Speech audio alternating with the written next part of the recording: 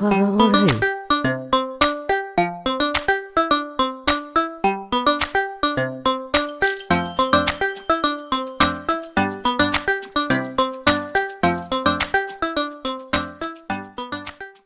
घर बनवाने से पहले ये जानना बहुत ज़रूरी होता है कि इसमें कौन कौन सा मटेरियल यूज होगा, ये हमें कहाँ से प्राप्त होगा एवं इसकी शुद्धता एवं इसकी क्वालिटी की जांच हम किस तरीके से करेंगे, जिससे कि हम अपने घर का कार्य शुरू करने से पहले मटेरियल की आवश्यकता, इसकी उपलब्धता एवं इसकी क्वालिटी का परीक्षण कर सकें। बिल्डिंग कंस्ट्रक्शन में जनरली यूज होने वाले कुछ बिल्डिंग मटेरियल जैसे कि सीमेंट, रेत या बालू, गिट्टी, वाटर, स्टील, इसके अलावा वुड एवं हमारे फिनिशिंग मटेरियल जैसे कि वॉल पुट्टी, पेंट्स, गिलास आदि। तो दोस्तों, इन बिल्डिंग मटेरियल्स की अपनी अपनी कुछ प्रॉपर्टीज होती है, जिसके हिसाब से हम अपनी बिल्डिंग के लिए मटेरियल का चुनाव करते हैं। जैसे कि हमारे मटेरियल की डेंसिटी, इसकी स्पेसिफिक ग्रेविटी, पोरोसिटी, हमारी इलास्टिसिटी एवं इसका थर्मल कोएफिशिएंट कैसा है। इसके हिसाब से हम डिसीजन लेते हैं कि कौन सा मटेरियल हमारी बिल्डिंग में किस जगह पे सूटेबल रहेगा, हमें कहाँ यूज करना चाहिए या मटेरियल का यूज करना चाहिए या नहीं करना चाहिए। ये सब चीज़ें ओवरऑल ओवरव्यू हमारे प्रॉपर्टीज पता होने के बाद हम कर सकते हैं।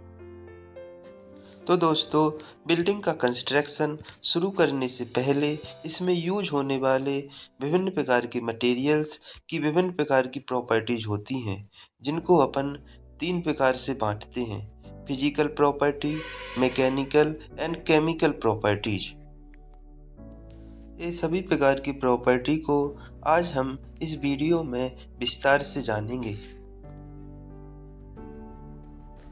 बिना किसी एक्सटर्नल फोर्स के हमारे मटेरियल की क्वालिटी एवं कंडीशन में क्या बदलाव होता है, इसको हम फिजिकल प्रॉपर्टी के द्वारा जानते हैं। डेंसिटी, मटेरियल का मास अनुपात पर यूनिट वॉल्यूम को डेंसिटी बोलते हैं। जिस किसी मॉलिक्यूल या मटेरियल के पार्टिकल जितने क्लोज होंगे वह मटेरियल उतना ही डेंस होगा। हमारे मटेरियल और मैटर्स की स्टेट कंडीशन पर भी मटेरियल की डेंसिटी डिपेंड करती है। दोस्तों, सरफेस टेंशन एवं ग्रेविटेशनल फोर्स के कारण हमारे मटेरियल के मॉलिक्यूल ठोस कंडीशन में पास होते हैं, लिक्विड में थोड़ी दूर होते हैं एवं गैसियस कंडीशन में बहुत दूर होते हैं, जिससे हमारी डेंसिटी वेरीज करती है। डेंसिटी के द्वारा ही हम किसी मटेरियल का मास एवं वॉल्यूम कैलकुलेट कर सकते हैं, जो हमें बिल्डिंग की संरचना डिजाइन करने में एवं एस्टीमेट बनाने में मदद करता है। हमारे मटेरियल के अंदर उपस्थित स्मॉल और टिनी एयर वॉइड और एयर पॉकेट्स, जिसको हम पोरोसिटी बोलते हैं। पोरोसिटी हमारे मटेरियल मॉलिक्यूल की साइज, क्वालिटी और क्वांटिटी पर निर्भर करती है। इसको मैनुअल या मैकेनिकली तरीके से ट्रीट करना बहुत ज़रूरी होता है, नहीं तो हमारा स्ट्रक्चर डिफेक्ट हो सकता है। ड्यूरेबिलिटी या टिकाऊपन, जैसे कि हमारे construction material concrete, stone, bricks, steel and wood, जो समय के साथ पर्यावरण तनाव और टूट फूट को झेल सकते हैं, ड्यूरेबिलिटी कहलाती है। ड्यूरेबिलिटी ऑफ मटेरियल, ये सामग्रियां अपनी मजबूती, दीर्घायु और अन्य विशेष गुणों के कारण संरचनाओं के निर्माण के लिए चुनी जाती हैं। Specific gravity, why it matters in civil engineering. Civil engineering में स्पेसिफिक ग्रेविटी का क्या रोल होता है?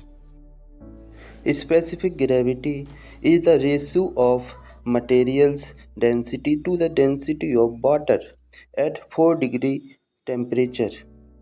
इससे हम कंपेयर करते हैं कि वाटर की अपेक्षा हमारा मटेरियल कितना डेंस है।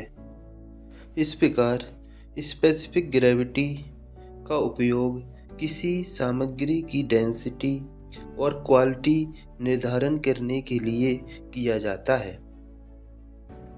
हमारी सिविल इंजीनियरिंग फील्ड में स्पेसिफिक ग्रेविटी का उपयोग मिक्स डिजाइन की किस अनुपात में हमें अपने कंक्रीट या अपने मोर्टार को मिक्स करना चाहिए। इसके अलावा क्वालिटी कंट्रोल इसके द्वारा मटेरियल की क्वालिटी एवं स्ट्रेंथ का आकलन किया जाता है। इसके बाद स्ट्रक्चर डिजाइन में भी स्पेसिफिक ग्रेविटी का उपयोग होता है। इसके द्वारा मटेरियल की लोड बियरिंग कैपेसिटी का आकलन किया जाता है। तो दोस्तों, हमारे कंस्ट्रक्शन मटेरियल की फिजिकल प्रॉपर्टी के बाद बात आती है हमारी मैकेनिकल प्रॉपर्टी कौन कौन सी होती हैं। जब हमारे बिल्डिंग मटेरियल पर कोई भी एक्सटर्नल फोर्स अप्लाई होता है तो मटेरियल द्वारा बिना किसी फेल्यूर के उस लोड को बियर करने की क्षमता को स्ट्रेंथ ऑफ मटेरियल बोलते हैं। अप्लाइंग लोड की कंडीशन के अनुसार हमारी स्ट्रेंथ को विभिन्न भागों में बांटा गया है, जैसे कि कंप्रेसिव स्ट्रेंथ, टेंसाइल स्ट्रेंथ एवं शेयर स्ट्रेंथ। जब किसी मटेरियल पर लोड अप्लाई होता है तो वह मटेरियल डिफॉर्म हो जाता है एवं लोड हटने के बाद वह मटेरियल पुनः अपनी ओरिजिनल साइज एवं शेप ले लेता है। इसे मटेरियल की इलास्टिसिटी बोलते हैं।